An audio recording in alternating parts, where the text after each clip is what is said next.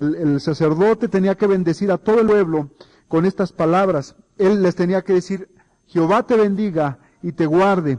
Jehová haga resplandecer su rostro sobre ti y tenga de ti misericordia. Jehová alce sobre ti su rostro y ponga en ti paz. Y era una frase que se repetía, ya la conocían de memoria, ya la conocían por generaciones, y era lo que conocemos como la oración sacerdotal, la bendición sacerdotal. ¿Y qué es lo que se pide ahí? Jehová te bendiga, que Dios te prospere, que Dios te levante, que Dios te haga resplandecer, pero tiene un propósito. Dios no da riquezas nada más para vivir bien, que no es malo. Dios te bendice para que disfrutes de buena comida, de buena ropa, buen transporte, que disfrutes de vacaciones. Dios te bendice para que vivas bien. Pero la visión de Dios es mucho más lejana, es mucho más lejos.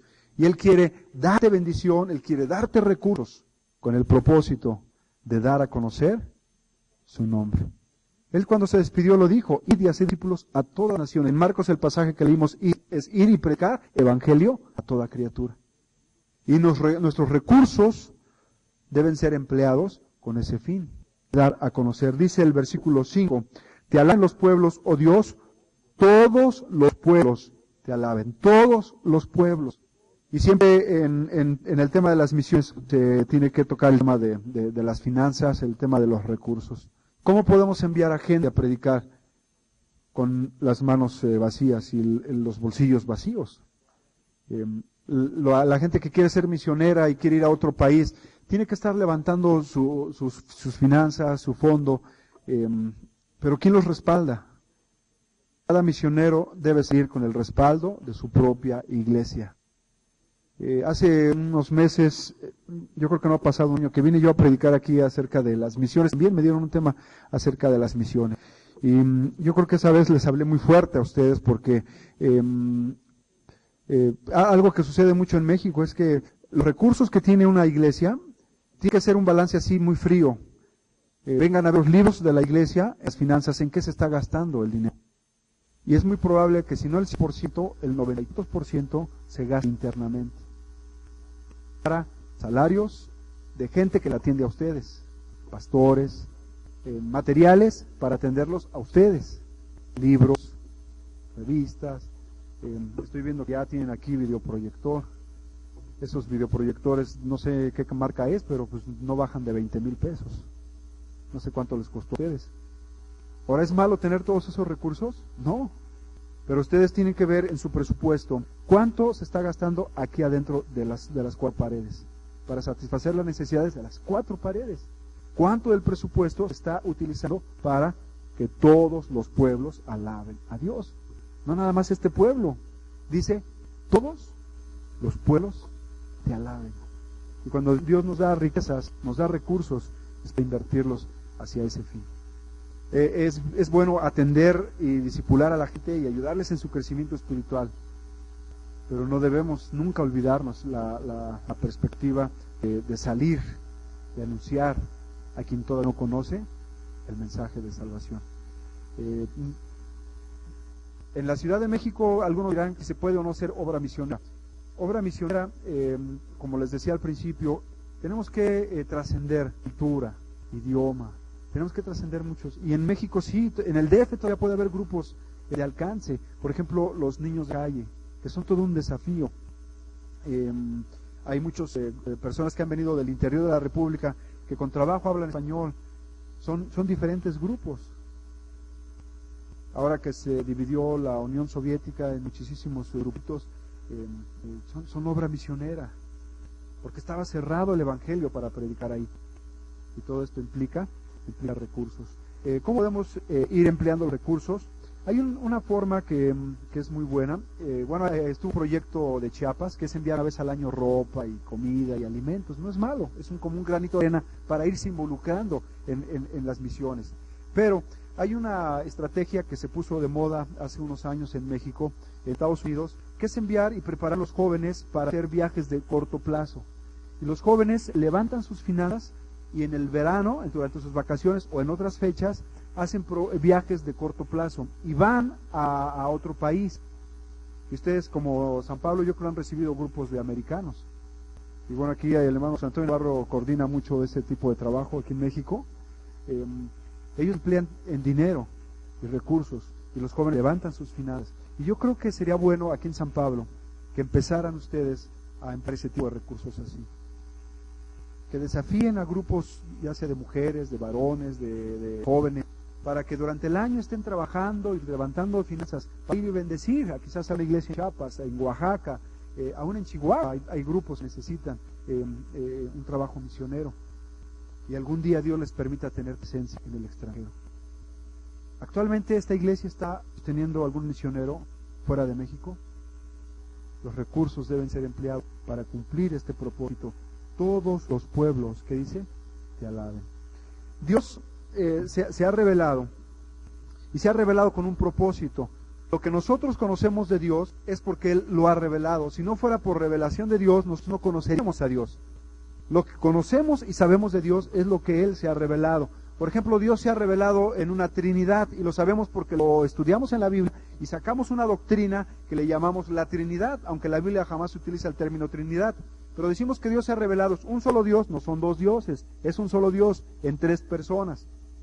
Dios Padre, Dios Hijo y Dios Espíritu Santo. Son tres dioses, es un solo Dios. Y lo sacamos porque Dios lo ha revelado, y al estudiar la Biblia entendemos así que Él se ha revelado como un trino Dios, un solo Dios en tres personas. Y las tres personas son diferentes, pero son un solo Dios. Todo lo que conocemos de Dios es por revelación. Les voy a hacer un ejercicio para que lo entiendan un poco mejor. Les voy a escribir un número del 1 al millón y le voy a dar un premio al que me diga que no escribí, para que entendamos un poquito que el conocimiento de Dios es por revelación. ¿Qué les gustaría? ¿Un viaje a Acapulco? Voy a mover la pluma así grandito para que vean más o menos el tipo de número que estoy escribiendo. Pero no me lo van a adivinar.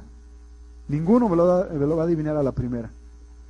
¿Sí están viendo el lápiz? ¿Cómo se mueve? Qué bueno. A ver, ¿qué número escribí aquí? Vamos a dar 5 oportunidades. ¿Quién quiere levantar la mano? ¿Qué número? No, tampoco. Faltan 3. El 0 tampoco. El 3 tampoco. El 3 tampoco. Le doy uno de corteza. Allá atrás los que no participan.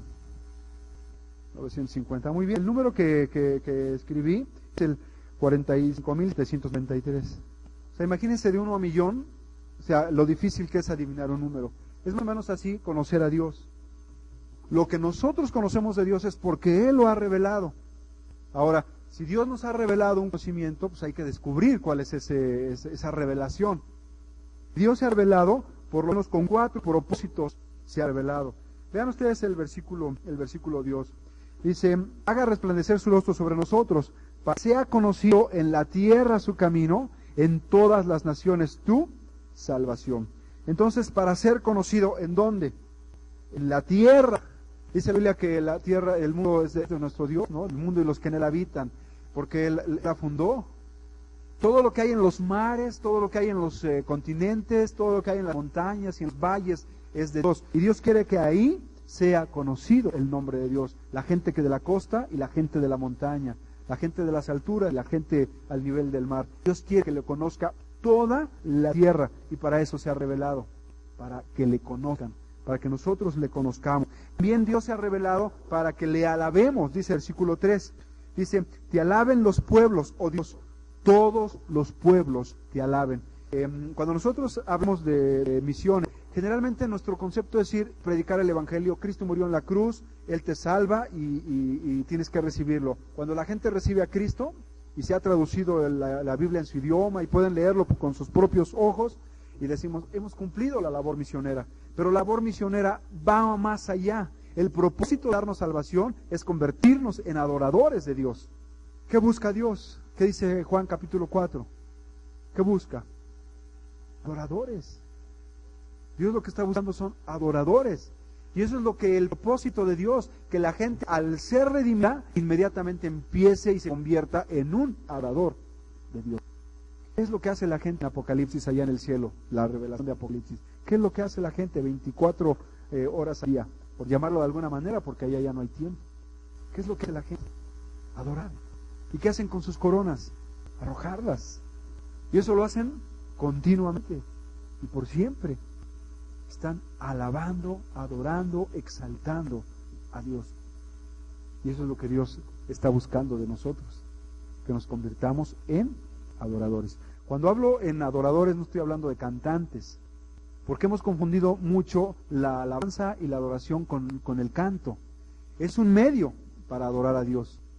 El canto es un medio para adorar a Dios. Esta semana la Iglesia Cristiana Hispana está de fiesta. Ustedes si vieron las noticias, Canción Producciones, que el presidente es este cantante, que Marcos Witt, ganar el Grammy, al mejor álbum de música hispana, por el cassette de Sana Nuestra Tierra.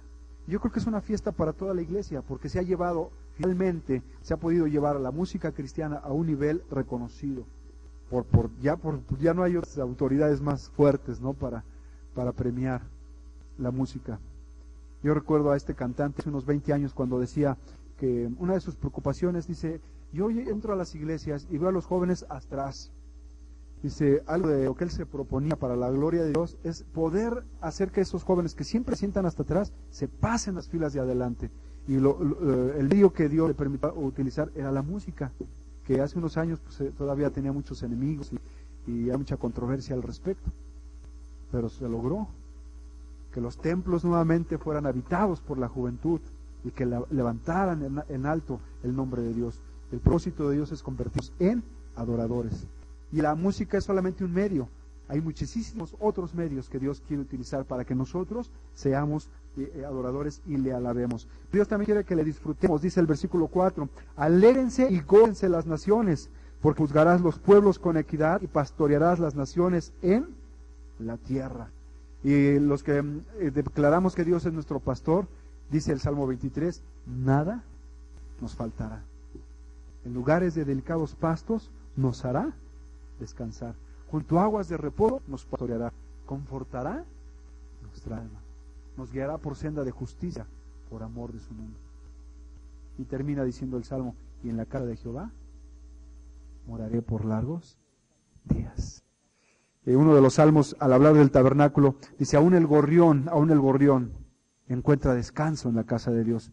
Porque cuando uno ve construcciones grandes, en las orillitas vemos ahí a las telarañas o las arañas que andan por ahí, y a veces vemos nidos de pajaritos que hacen su medio de vida ahí en esos lugares. Y en el tabernáculo no era la excepción, porque había animalitos que de repente empezaban a ir a hacer su casa para vivir y descansar y confiar.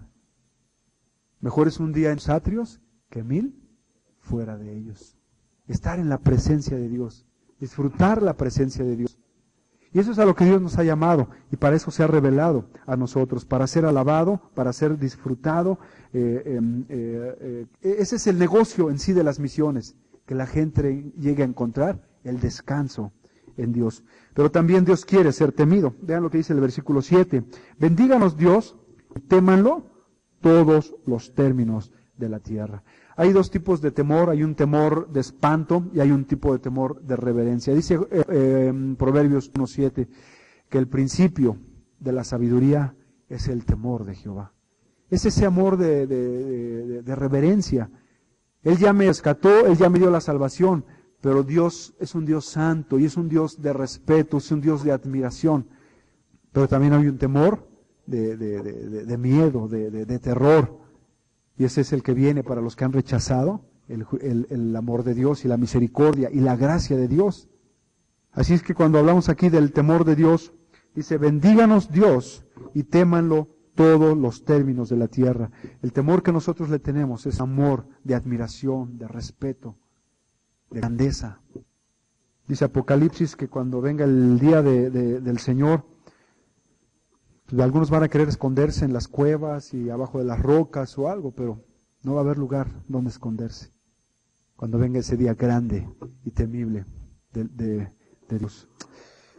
Pues en este capítulo nosotros encontramos también algunos atributos de Dios, y voy nada más a mencionarlos.